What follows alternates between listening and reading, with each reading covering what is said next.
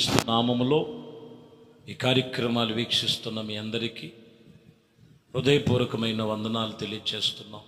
దేవుని కృపను బట్టి ఈ పూట పరిశుద్ధ గ్రంథములో నుండి కొలసీలకు రాసిన పత్రిక 3వ అధ్యాయం 18వ వచనాన్ని చదువుతున్నాం. భార్యలారా భర్తలకు విధేయులై ఉండుడి,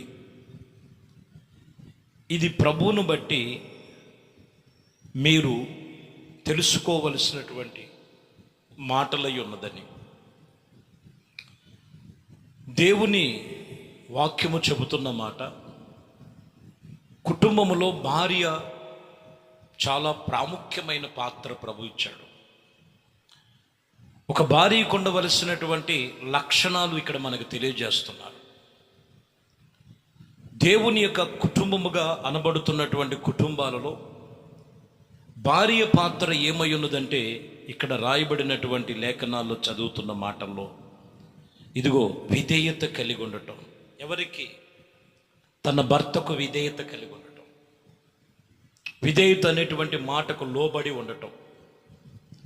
ఈ రోజుల్లో భర్తకు లోబడేటువంటి భార్యలు అరుదుగా ఉన్నట్లుగా కొన్ని పరిస్థితులు వారి జీవితాల్లో పడచూపుతున్నాయి. ఖచ్చితంగా కుటుంబ వ్యవస్థలో భార్యకి ఇచ్చినటువంటి మొదటి ప్రాధాన్యత ప్రభు. ఆ కుటుంబం భార్యాభర్తల జీవితం ఒక ఆశీర్వాదంగా దీవెనకరంగా ఉండాలంటే భార్య తన భర్తకు లోబడి విధేయత కలిగి ఉండటం అనేది మొదటి సూచన. కొందరు లోబడటం అనేది లేక బైబిల్లో చెప్తున్న మాట, తను తాను తగ్గించుకున్న వారు హెచ్చించబడతారు, తను తాను హెచ్చించుకున్న వారు తగ్గించబడతారు. ఈరోజు హెచ్చింపు జీవితం ఎక్కువైపోయింది కుటుంబాల్లో. కాబట్టి మొదటి స్థానము ప్రభు ఇచ్చాడు. దేవుని సన్నిధిలో భయభక్తులు కలిగి తన భర్తకు లోబడేటువంటి భార్యగా ఉండటం, అది నీకు నీ కుటుంబానికి ఎంతో శ్రేష్టకరం, ఆశీర్వాదకరం. మరొక మాటలో మనం చదువుతున్నాం, సామెతల గ్రంథం 14వ అధ్యాయం 1వ వచనం, జ్ఞానవంతురాలు తన ఇల్లుని కట్టుకొనును, మూఢరాలు తన చేతితో తన ఇంటిని ఓడబెరుక్కొని రాయబడి. భార్యకు ఉండవలసిన రెండవ లక్షణం జ్ఞానము కలిగి ఉండాలి. దేవుడిచ్చే జ్ఞానం కావాలి. ఆత్మ సంబంధమైన జ్ఞానం, లోక సంబంధమైన జ్ఞానం కాదండి. లోక సంబంధమైన జ్ఞానాలు ఇప్పుడు ఇంట్లోకి వచ్చి కుటుంబాలు పతనవస్థలోకి వెళ్ళిపోతున్నాయి. తన చేతితోనే మూఢరాలు తన చేతితో తన ఓడ బెరుక్కున్నట్లుగా ఇల్లుని వాక్యం చెప్తున్నమాట. దైవికమైన జ్ఞానము కలిగి భార్య ఉండవలెనని రాయబడి ఉంది. ఆ కుటుంబం ఆశీర్వదించబడిన కుటుంబముగా ఉంటుంది, దీవెన కలిగిన కుటుంబముగా ఉంటుంది. వాక్యం ఇక్కడ చెప్తున్న మాటలో జ్ఞానవంతురాలుగా నీవు ఇంటిని చక్కపరుచుకునే బాధ్యత భార్యకి ఇచ్చిన రెండో స్థానము మీరు గమనించాలి. మూడో విషయాన్ని మనం చదువుతున్నాం, తీతుకు రాసిన పత్రిక 2వ అధ్యాయం 4వ వచనం, యవన స్త్రీలు తమ భర్తలకు లోబడి ఉండి తన భర్తను శిరస్సును ఇదిగో ప్రేమించి వారిని ఇదిగో సుబుద్ధి గలవారని పవిత్రమైనటువంటి మరి కుటుంబముగా ఏర్పాటు చేయబడినటువంటి రీతిగా పవిత్రురాలుగా ఎంచబడి ఉండవలను. ఇదిగో ఇక్కడ మీరు గమనించినట్లయితే మూడో విషయములో సుబుద్ధి కలిగి ఉన్నటువంటి భార్యగా ఉండటం. ఇక్కడ యవ్వన స్త్రీలు, వివాహమైన స్త్రీలు తన భర్తకు ఇదిగో పవిత్రమైనటువంటి దేవుని వాక్యమును బట్టి పరిశుద్ధపరుచుకొని సుబుద్ధిగా ప్రవర్తించాలి, సుబుద్ధి చూపాలని ఇక్కడ వాక్యం చెప్తున్నమాట. కాబట్టి మూడో విషయంలోకి వచ్చేలకి కొన్నిసార్లు చూస్తే కొన్ని కుటుంబాల్లో బుద్ధి సరిగా లేక వాళ్ళ కుటుంబాలు చెల్లాచెదురైపోవటానికి గల కారణం అదే. వాక్యం ఇక్కడ చెబుతున్న మాట, సుబుద్ధిగా ప్రవర్తించాలి భార్య, సుబుద్ధిగా. మరొక విషయంలో సామెతల గ్రంథములో 12వ అధ్యాయం 4వ వచనములో చదివితే, యోగ్యరాలు తన పెనిమిటికి కిరీటముగా ఉండును, సిగ్గు తెచ్చేటువంటి అనుభవాల్లోనికి ఎక్కడా రానివ్వదు. యోగ్యరాలుగా ఉండాలి, యోగ్యరాలుగా. నీ ఇంటికి ఇదిగో ఈ భార్య యోగ్యరాలు.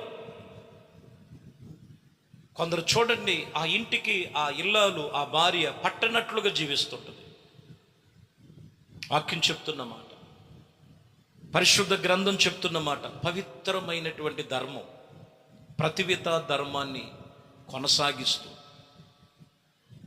ఏ పని చేయకోకుండా భోజనం చేయక, తన ఇంటి వారి విషయంలో బాగుబాగులు బాగా చూసేటువంటి వ్యక్తిగా భార్యను పోల్చి సామెతల్లో చెప్తున్న మాట.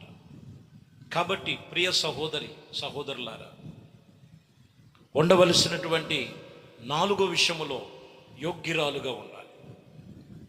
యోగ్యురాలుగా తన భర్త విషయంలో, తన పిల్లల విషయంలో, తన కుటుంబ విషయంలో యోగ్యమైనటువంటి మంచి మనస్సు కలిగి, తన ప్రవర్తన దేవుని యొక్క మంచి సత్ప్రవర్తన కలిగి తన కుటుంబాన్ని కొనసాగించే విషయంలో జాగ్రత్త కలిగి ఉండాలని వాక్యం చెప్తున్నమాట.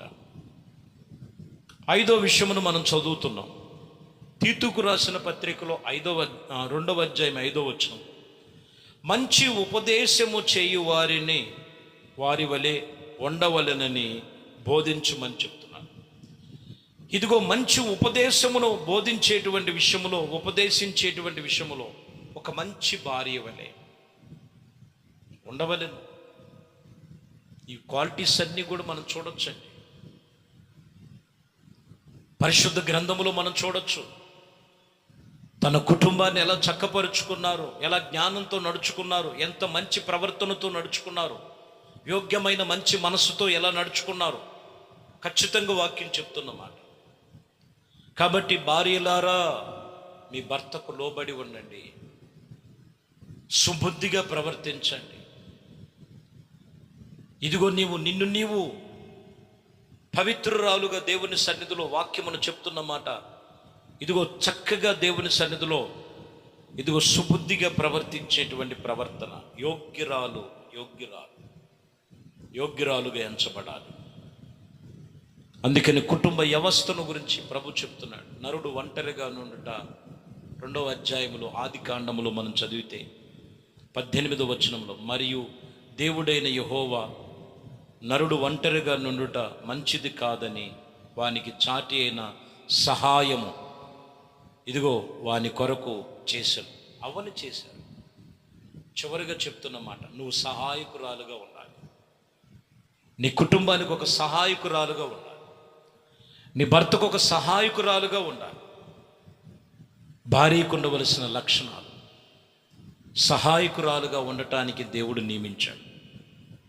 ఒకటి, సహాయకురాలుగా ఉండాలి, మంచి ఉపదేశము కలిగిన వ్యక్తిగా ఉండాలి, యోగ్యమైనటువంటి వ్యక్తిగా ఉండాలి, సుబుద్ధిగా ప్రవర్తించే వ్యక్తిగా ఉండాలి, జ్ఞానవంతురాలుగా తన ఇల్లును కట్టుకునే భార్యగా ఉండాలి, భార్య తన భర్తకు లోబడేటువంటి భార్యగా ఉండాలి. ఇట్టి విషయములో ఉండటానికి భార్య భర్తల యొక్క దాంపత్య జీవితం, కుటుంబ జీవితాన్ని దేవుడు ఏర్పాటు చేశాడు. చాలామంది చక్కగా వాళ్ళు ప్రమాణం చేసినటువంటి ప్రమాణానికి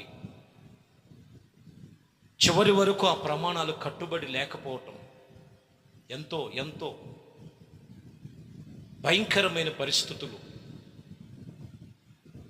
ఈరోజు మనం గమనించాలి. దేవుడి ఎదుట నువ్వు ప్రమాణం చేసావు, ప్రమాణము చేసినటువంటి నీ కుటుంబాన్ని జ్ఞానముతో కట్టుకో, సుబుద్ధిగా ప్రవర్తించు, భర్త పిల్లలకు నువ్వు లోబడేటువంటి తత్వము కలిగి నేర్పించి నువ్వు నేర్చుకో. చివరిగా చెప్తున్నటువంటి మాట, సహాయకురాలుగా నువ్వు ఉండాలి. వీళ్ళు చెప్తుంటారు, వాళ్ళ మాటలు వీళ్ళ మాటలు కాదు, దేవుడు నీకు ఒక ప్రథమైన స్థానం ఇచ్చాడు. గుణవతిరాలు భార్య దొరుకుట అరుదు, ముత్యము కంటే అమూల్యమైనదని చెప్తున్నాడు. ఆ గుణము వాక్యములో ఉన్నది. ఆ సర్వశక్తి కలిగిన దేవుని సన్నిధిలో నిన్ను నీ ఒక్కసారి జ్ఞాపకం చేసుకొని ప్రభుకు సమర్పించుకో. నీ కుటుంబ జీవితం, భర్త దగ్గర భార్య ఎలా ఏ స్థితిలో ఉండాలో వాక్యం ఇక్కడ చెప్తున్నా వాటి ప్రకారంగా నీ కుటుంబాన్ని చక్కపరుచుకో. నీవు అన్ని విషయములో యోగ్యురాలుగా దేవుడు నిన్ను ఆశీర్వదించి దీవించి నడిపించునుగాక. ఆమె ప్రార్థన చేద్దాం. పరిశుద్ధుడా, ప్రేమ కలిగిన తండ్రి, దయగలిగిన మా ప్రభువా, ఈరోజు భార్యాభర్తల గురించి భార్య కొరకు ఒక మంచి స్థానం ఇచ్చి ఉన్నాం. సహాయకురాలుగా, యోగ్యురాలుగా, జ్ఞానవంతురాలుగా, ఇదిగో మీకు విధేయత కలిగిన వారుగా, ఇదిగో సమస్తమును మీకు అప్పగించావని చెప్తున్నాం.